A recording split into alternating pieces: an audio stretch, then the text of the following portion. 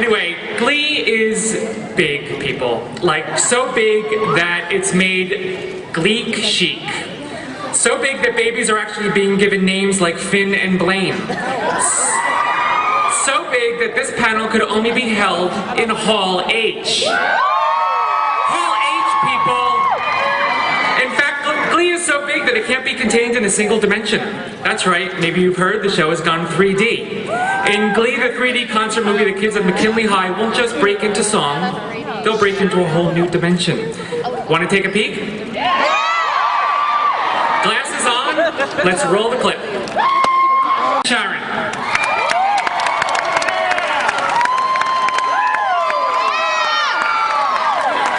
Next, he's your teenage dream, and he also just became a series regular, Darren Criss.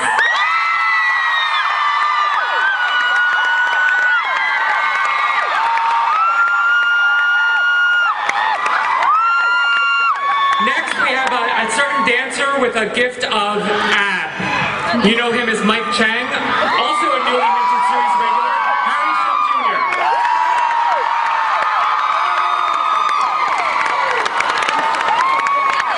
Next, please no hiding under your seat. She's really very nice. Please welcome to the stage the woman behind Coach Beast, Dot Marie Jones.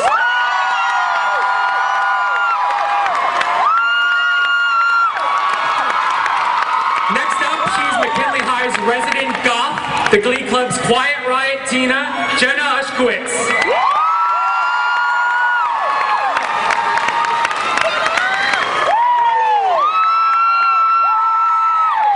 Next up we have Glee choreographer slash Glee project star, Zach Woodley.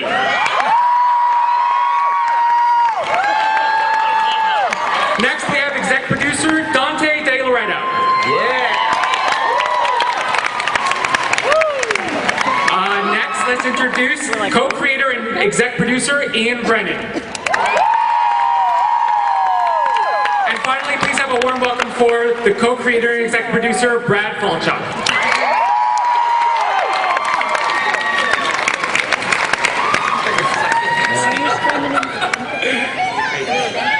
So first I want to ask Kevin a question about the 3D movie. How much of a glimpse behind the scenes are we going to get? Is that sort of a warts and all look at what happened behind the scenes? Yeah, you know, you're going to get a chance to see kind of the interactions of characters behind the scenes, and also just fans in general and how it's affected their lives, and how the show has, you know, given them confidence and given them a chance to express themselves, and how the show's brought that out of them. So you'll get to see a glimpse between the characters in the show and also the characters within the universe, which is Glee, which is all over the world. So. And real quick for the cast, what was it like just now watching yourself on this Jumbotron? Kind of awesome. This is the weirdest thing I've ever seen, man. You look a lot younger on there. You were like a little kid, right? I know, I was... My tie was too big for me. Wow, I didn't remember that. Well, I want to jump into some big headlines that have been going around about Glee. I'm all about news, so I want to ask Brad, there's been obviously mass hysteria in the Glee community over some comments that Ryan Murphy made about Leah, Chris, and Corey not only graduating at the end of this upcoming season, but leaving for good. Do you care to set the record straight about what the deal is with that? Yeah, I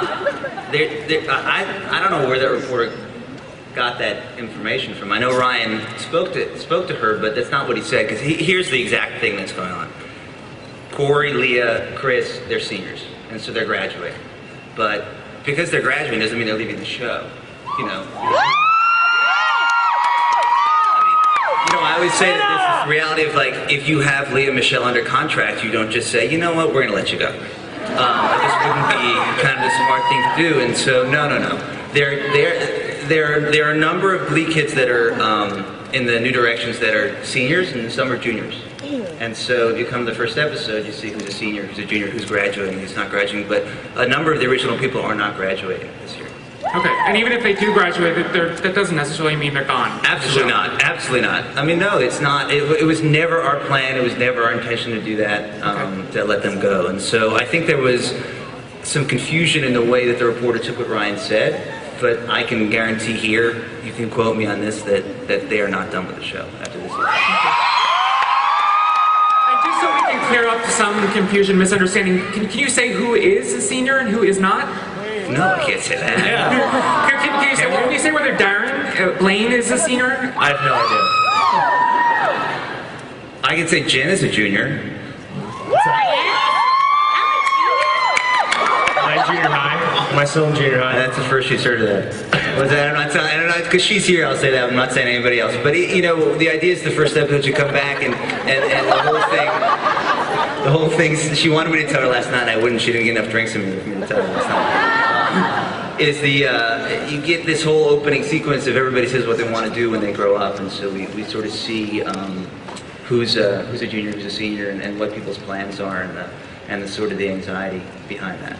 Okay. You know, one thing I was reading about some of the stuff coming up, the first 13 episodes are going to be character-driven, you know, not so much about stunt casting and special episodes. Mm-hmm. Is that the case? Yeah, you know, we really took a very specific amount of time this year to really draw out some longer character arcs for the first 13 episodes, and we sort of split it into two kind of mini seasons. There's the first semester and the second semester, so it sort of drives into sectionals at the end of the first 9, and then the back whatever 12 or 13 that is another sort of semester with different strong stories. But there's also the larger stories that take us through the whole season. So yeah, I mean, Shelby's coming back. Obviously, everybody heard about that for the first in episode 2, but we don't consider that stunt casting, because to us, it's like she's a major character in the show. She happens to be a huge star and a Tony winner and all that, but to us, she's more of a member of the family, so we didn't consider that stunt casting. And there will be a tribute episode this season, right? We talked about it. If it happens, it's going to happen in the second half of the season. Can you say who? No. No. This, we really do want to spend some real time with the characters in those first 9-10 episodes, so we're gonna focus on that. Okay. And the other big headline out there, we reported that Cord Overstreet's option to become a regular was not exercised, but that didn't necessarily mean he wasn't returning. I understand he was invited back. Is there any news on whether we will see him this season? Yeah, you know, with Cord, there was, you know, I look at someone like Harry as a perfect example. Harry has worked on the show for 2 years, and we made him a series regular this year because he really earned it, and we're really happy that, and Darren as well came in, and he really sort of killed it. I'm very proud of those guys, and those guys are really deserve what they got, and so there's no guarantee. You have, the way the contract works is we decided we're going to pick up her option to become a regular, and for reasons that, you know, Cord is aware of, we decided not to make him a regular, and at the same time we did invite him to come back and say please come back for a portion of the season, and as see how that portion of the season plays out, we will then maybe make a series regular in the second half of the season, and he declined the offer, which we were very disappointed by, because we were writing stories for him, and we had a lot of great ideas, and we really liked writing Sam, which is, well, we wanted to have him back because we like Cord personally. He's a really swell guy, and also because the character was somebody we were excited about, and we had some cool ideas with him and Mercedes, and but Cord decided that he would have opportunities elsewhere that he would prefer to pursue, and so we can't make him work. So he said no, and so we tell him to go with God, and I will say, though, I do want to say that just because he's gone, we do have some, Mercedes will have in episode 1 that she has this new boyfriend she met over the summer who's pretty cool. Can you say anything more about the boyfriend? You know, we describe the relationship as sort of like that relationship between Cuba Gooding Jr. and his wife and Jerry Maguire. Like, she's just, he is like, you deserve more, Mercedes. You gotta go for Mercedes. You're the best, Mercedes, like really lifting her up. And he's sort of this big Bubba kind of guy, and he just, you know, encourages her to want more for herself, and that really drives her big arc for the first half of the season, which is sort of unexpected for her. It's really nice. All right. Well, speaking of comings and goings, are we going to see Coach Beast back this season, and how much?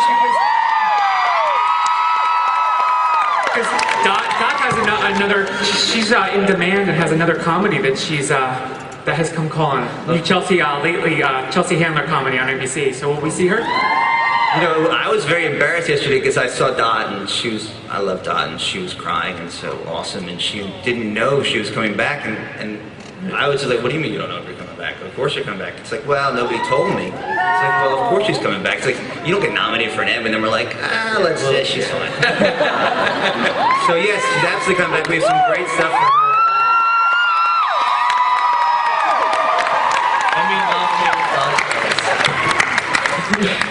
She's Dot, what has the reaction been like when you meet fans? Are they scared at first? Or they just want to come up and hug you? A lot of hugging.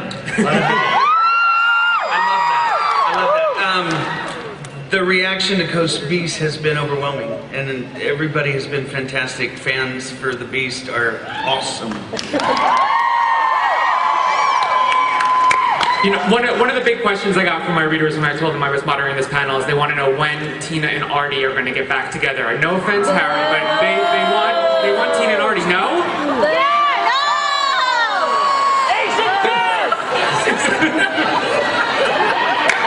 Is that relationship done, Tina, Artie, or is there? Yes, Brad, is it done? No, nothing's ever done in life, but you guys are okay right now. You guys are fine. You guys are gonna be fine this year. You and Harry are gonna be just fine this year. Longest running couple of Glee history. I never want to say, oh, you're never gonna break up, because you know you get to episode 14 and we're stuck. It's like, I guess we gotta break Harry and Tina. And now that Harry's a series regular, is he going to get a beefed up storyline, a bigger storyline? Yeah, we're gonna meet Harry's parents, and they have some ideas. What's that? Tina, well, maybe we'll meet them at the same time. I'm not sure. Maybe they're the same.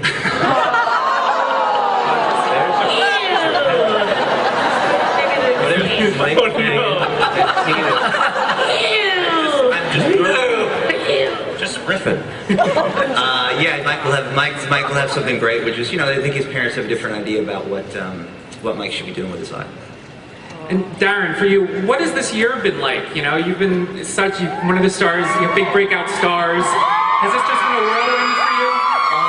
That's one way to put it. It's been incredibly bizarre and wonderful, and I feel so lucky to be at this table. Last year I was at a Harry Potter panel on the and nobody went because everybody was at the Glee panel. So yeah, it's been a thrill ride, and I've been blessed with an amazing character, an amazing show with great people. I mean, I always sound like such a Saturday morning cartoon when I answer that question, because I'm always so like, rah, everything's great, but it really has been eerily wonderful, and I've been really blessed by some really incredibly talented people. So it's been awesome. Thank you to the fans for being so supportive as well. Have you gotten any indication where Blaine and Kurt are headed in season 3? I know nothing. Everything I'm hearing about the show, I'm hearing right now from those men over there.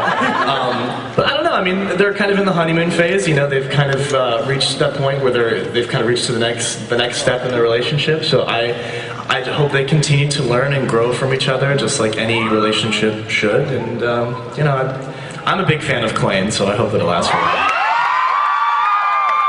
Brad, anything you'd like to say about? Yeah, they're not breaking up. They're good.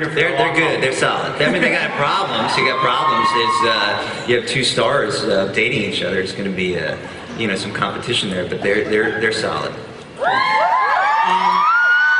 know you're not doing a lot of stunt casting this year, but you are introducing some new characters. One of them is going to be the winner of the Glee project. You guys watching the Glee project? Can you say anything about that character? I understand this person's going to be a nemesis to Sue. Is that correct? That's one thing I had heard. Not really at all. We don't really know who that person is yet. Yeah, we can't sort of. We don't know who that is yet. We don't know who's going to win. Okay, but you've already finished shooting, so you have your winner. You know who you have. And are you happy with the results? It's totally awesome. Very cool. Fantastic stuff to write to, yeah. And Zach, what has that experience been like? It's sort of raised your profile big time being on that show. Finally. It was interesting and painful, and it was a lot. It was a lot doing our show and that show, but I do love who won, and I think everyone else once they see them on the screen, will be happy with the result. Cool. Excellent. Darren, I just want to go back. I have a question. I understand you're going to Broadway? Yeah, Care to confirm or deny? I mean, I can't confirm that. It's very cool that that's even out there in the air, because that tells me that the producers would even be willing to do something like that. Is very touching to me. Glee is a very hectic schedule, and there's a lot of things going on. So I'm certainly not opposed to the idea, but I cannot confirm anything, unfortunately. But hey, man, put some good energy out there. We'll see. But even if it does happen, you wouldn't be leaving the show. It'd be for a short run, right? Oh, I'm sure it'd be for like 2 seconds. I'd blink and then I'd be right back to work. 2 seconds. How about we take some questions from the audience? Whoa, look at My question's for Darren. I like your hat. Thank you. I wanted to ask about your solo album. I know you like to play coy about it, but I was wondering if you had a timeline and if we would have older songs like Stutter or The Muse or Think on It, or older songs? Yeah, I don't know. I mean, between Glee and then I guess hypothetically a Broadway musical or anything else, if I decide to pick anything up along the way, I'll be quite busy, and an album is kind of a hard thing to pull off, much less I have a theater company that I'm trying to run as well, trying to write another show. Yeah, so it's hard. I would love to, but we're all very busy. I'm not the only one. God knows. I mean, Harry's got LXD, and everyone's got other projects they're running, and I would love to if I can manage to stay alive and get some rest at some point. But yeah, maybe one of those songs would be on there. But thank you so much for even knowing what those were. Thank you. Next question? Next question? Ooh, fight. Hello there. I'm wondering about your reaction to the deaf cast members you had on the episode with the deaf school. Was it awkward? And how did you feel with the experience? Was it a comfortable experience for you? Were you able to sign? How did that interaction happen? The most exciting thing about that process, we had no idea what to expect. The writers wrote, there's a deaf choir performs, and we needed to create that, and we learned a great deal. We learned that in that day. We learned that there are different accents when you're signing. We learned that hearing people sign differently than deaf people, and that when we're creating the lyrics, there was a lot of discussion about how to properly sign the lyrics. But I hope for you it was as exciting as it was for us, because it was incredibly moving on the day, and everyone was so articulate and accomplished so much in a few hours. Thank you. Next question? Howdy. Oh, hi. Hi, Darren. Hi, Amanda. Hi. My question is for Brad. When you guys write your episodes in your storylines, does the music or the story come first? Like, what inspiration? Do you hear a song and say, ooh, I want to write a story for that? Or do you write a story and then put the music to it? It's always a story first, always. Yeah, it's not. I think that anytime if we were trying to have the music, it would be like making a movie based on just the action sequences. Like, oh, it would be really great if there was a great fight here, and it's like, well, I really don't care about the fight, no matter how spectacular it is, if you don't have any feelings about who wins. And so you kind of have to determine the story first, and then the song can fuel that, and that's sort of how we approach it. Thanks for your question. Next question? Hi, my question is for the writers. I was wondering if we would be able to see more of the characters' families in season 3, like possibly Kurt's lesbian aunt and Hudson Hubbles and Rachel's dads would be awesome. What about Rachel's dads? That's some stunt casting I think people would be okay with.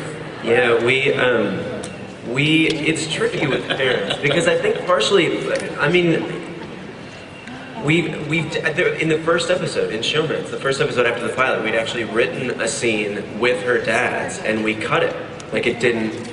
They showed up for work. No, actually. I know. Yeah, we pushed on it, and then we actually ended up never filming it. But it's weird, because we've talked about it forever, about different sets of parents, but it isn't...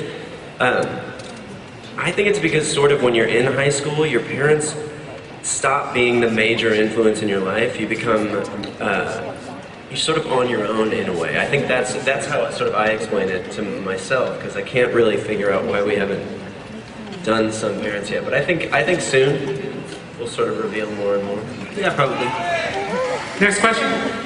Okay, thank you for Naya and Hemo. And my question is Barty or Britannia, and it is for the entire cast. Those were ship names for the non-nerds at the table.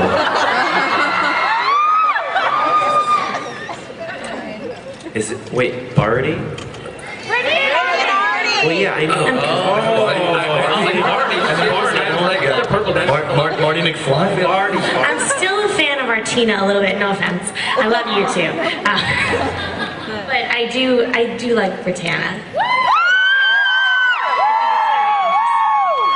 Yeah, I think that relationship, Britannia, Britannia, which one is it? Britannia, okay, It sorry. should be Sam Titney. Sam Titney is so much funnier. It won't catch on. I keep saying this and no one pays attention. Were you surprised by the feedback to Brittany and Santana? I mean, people were really into the two of them. I think that we started getting into that storyline almost as a goof at first. It was like this funny joke about them sleeping together because they were so close, and we just thought it would be funny. And then as we started taking some time with it, we realized how we had a group of people that, for this show, was so inclusive and representative, and then there was a group of people that we weren't representative of. Is that right? Is that right? We're representative of? Yeah. And this whole, sort of lesbian and bisexual female community, and so we said, well, let's get into that. Let's see what this is about, and let's try it. And it was, we're fortunate the network wasn't resistant of it, and sort of let us try it out, and then it became something much deeper. And so we're very proud of it. So I guess we weren't surprised because we knew there was a group of people out there looking for something like that. So. I also think people, what's so exciting, why people respond to those characters in particular is because they sort of, I think America watched us realize that we had two incredible talents on our hands that we didn't realize. Like we were both in both Heather Morris and Naya Rivera, who were just, and we just kept uncovering all this stuff. I mean, they would, Heather was sort of cast almost as sort of a, almost an extra in a way, yeah, like sort of a background dancer, and then Naya was sort of cast as like a pretty face, and then we just realized that Heather is a comic genius, and Naya is as well, and then has this crazy, incredible voice that we just. So that's what's been exciting about that for us. That it was like, oh my God, how did we get so lucky to get those two actors? Anyway. So just for the record, Santana is a lesbian and Brittany is just into anything. Pretty much. Awesome. He's Brittany, bitch. Next. Hi. I know there's been rumors about the cast members leaving the show, but I was wondering if you've given any serious thought about a possible spin-off with Kurt and Rachel and Blaine. We were, yes. It was nice. Peter Rice allowed us to explore that as a possibility, a spin-off with some of those characters. And it was actually, it was weird when Chris Colfer was saying that he heard via Twitter about not coming back, because we've been talking about this since March with all of those actors very specifically. So I don't know quite where that was coming from, because it was something we were exploring. Right now Ryan and I have this other show as well, so you kind of have the two shows, and Glee is sort of, it's this big mothership, and so I think we're leaning against doing it. But we certainly have explored it. We were, it was, like I said, Fox gave us the opportunity to explore it. I think we're going to pass, but it was thought about. And just for the record, the spin-off would focus on characters like Rachel and Kurt, maybe venturing to New York and pursuing their Broadway dreams. Possibly. I mean, we didn't get look, if you watched the finale last season, that was certainly something that we were planting as a possibility, because we were investigating it, but we didn't get much further than that, like I said, because it's hard to do this, and so it would be a lot. Next question. Hi. My question's for both the writers and Darren. I was wondering, now that Darren is a series regular, congratulations by the way to both you and Harry. Will you guys be willing to develop his character more and possibly explore his background, possibly with his relationship with his dad, or even developing relationships with Glee characters, maybe like Santana, as a friendship? And Okay, I think that's enough questions. Thanks. I liked all of those questions. Yes. Cool. That's why we made him a series regular. Is Darren Blaine gonna become part of the New Directions? I would imagine he has to, right? No. You're gonna have to tune in. For so many of these things, you have to tune in. I like Mike, you try and sneak him in there. It's like, oh, casually, like, oh, while you're not paying attention, can I ask you this huge spoiler question? And maybe you'll forget and you'll slip it in. Next question. Hi, on behalf of choir teachers everywhere, we thank you for making it cool to be in show choir.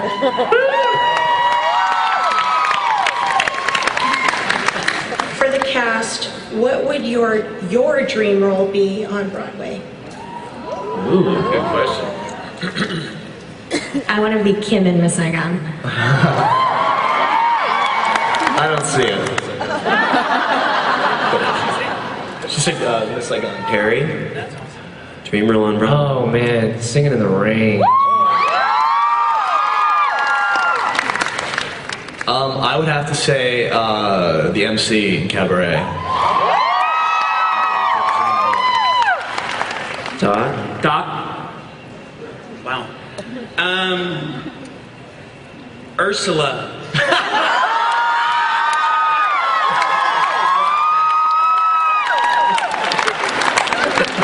Next question? Hi, this question is for Brad and Ian. Brad and Ian, which of you wrote Azimio's brilliant lines, and will Azimio have more of a prominent role this season, kind of like Karofsky? Yeah. We switch off. Both did, yeah, those, yeah. But yeah, he's such an awesome character. Named after an actual guy that went to Brad's high school. He's a buddy of mine, Azimio Rashad, yeah. And no, we switched off on that one. And we don't know about Azimio coming back next year. We don't know. Oh, yes. Thanks for the question. Next.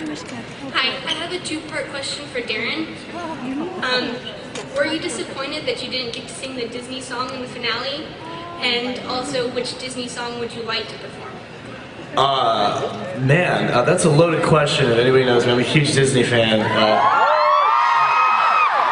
I don't know. I would be intimidated to sing a Disney song. I think Disney's a tough machine to get a hold of, as far as rights are concerned, I think. But I don't know. I would want to sing probably something from Aladdin, man. But like, ask me in like 5 minutes, I'll change my mind. But yeah, if that ever happened, I would definitely freak out. Next question. Hi, Brad. I just want to say I'm a huge Nip Tuck fan. Thank you so much for that show. You were amazing in that show. And my question is for the whole cast. I wanted to know, what part of yourself do you see in your characters on the show? Well, I look like Mike Chang. A lot. Look very similar. Very similar. Taller. I mean, I feel he's a stand-up guy. You know, Mike Chang. He stood up for Kurt, and you know, I hope we get to explore a little more of that because I like to stand up for my friends. But I mean, outside of that, obviously the love for dance and stuff like that, we do put a little bit of ourselves into it, and I know the writers do that as well. So yeah. Dot, are you at all like Coach Beast? In some ways, yes. In some ways, no. I mean, I'm a big gush. But as far as like the mean side of her, I can be, but not so much. And as far as like some of the stuff that she's been through in her life, I can relate to. So a little bit, yes. We love you! Was that you, Miriam? Next question. Hi, this is for Harry. Huge fan of your dancing. Think you're super incredible. Thank All you. the step-up movies, you're awesome in. I was wondering, you and Brittany come from dance backgrounds. If you guys were kind of in the dance scene prior to the show together, like the LA dance scene before being cast together. Where we, it's, a funny story is, well, I guess Heather was, well, there's this convention, dance convention now. I was one of the teachers in it, and apparently she brought this up to me that I taught her dance when she was at the convention. So we had that like connection that we didn't find out till I think like 4 months ago. So it was funny, but yeah, we knew of each other. It's a small world, and, you know, Zach knew both of us and brought us in. Next question. Hi, do you feel that, this is for the writers, do you feel that the original creativity and stuff has been lost a little bit by the popularity that's gained?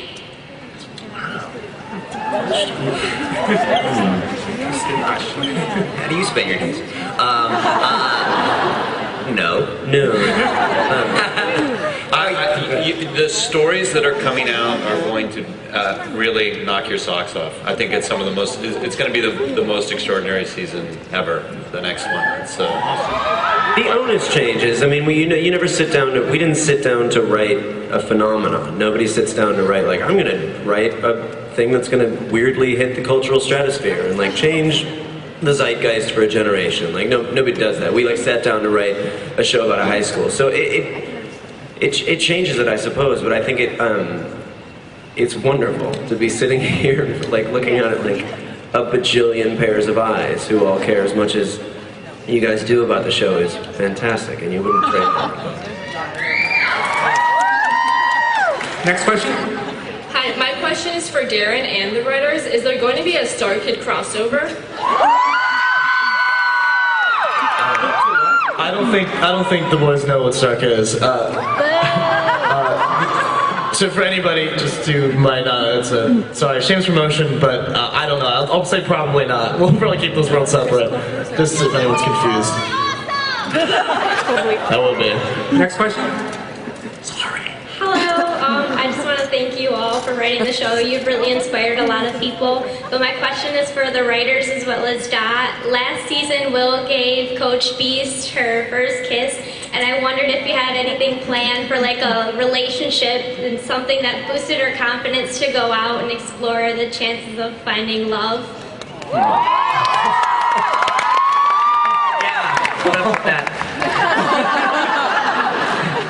We haven't, you know, to full disclosure, we haven't thought about it. We've thought about it, we haven't come up with anything yet, but it's certainly out there. We get what people love so much about Coach Beast, which is her, I think her vulnerability, which is what I think is what's best about Dot as an actress. I think that she has, it's, you know, I was telling her about it last night, she spent a lot of time playing the obvious character for her, and I think that knowing her, she's literally the mushiest person I've ever met. She's one of the softest, you know, most vulnerable people, and can literally crush you in a punch.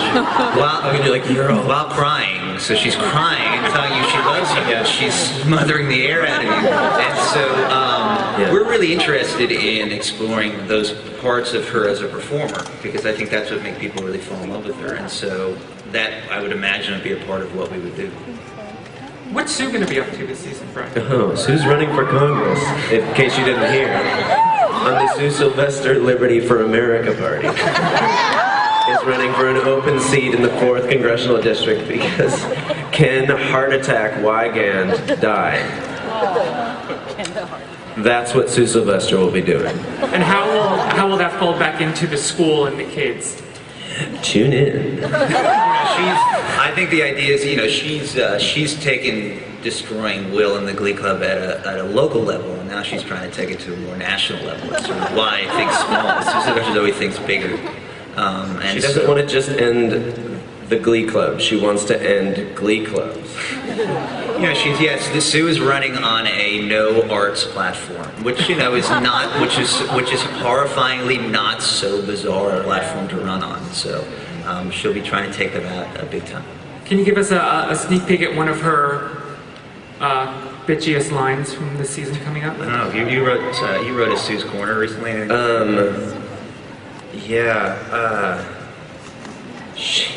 We can come back. No. She sees a purple piano and then wants it removed because she thinks it should be in a museum because she suspects that Liberace died on it. Harsh.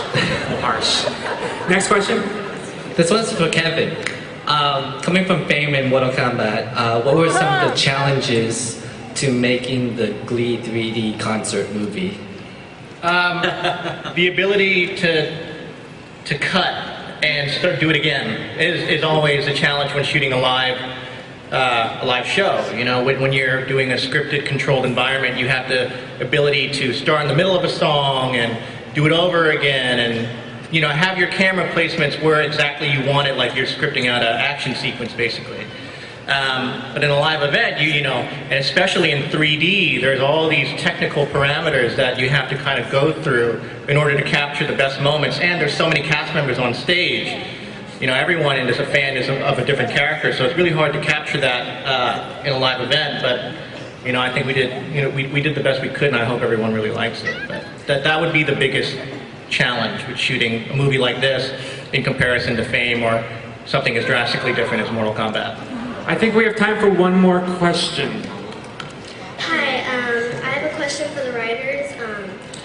Do you know someone like Brittany? Like, I don't know, I want to know how you get her lines and stuff. Yeah, they kind of flutter on little wings out of the air, and then you just pick them up. Sometimes you'll just know instantly what Brittany would say about anything. You sort of walk through your life, and then you're like, oh, if Brittany were here, she would have something to say about that. That's one of the most fun things about our job is writing that character. It's really a really remarkable opportunity. It's so much fun. Yeah. Nobody knows somebody like Brittany. I mean, that's just unique. Well, thank you everyone for coming. Thank you to the panelists for coming out today. Thanks to the fans for coming. Thank you, guys. Thank you so much, guys.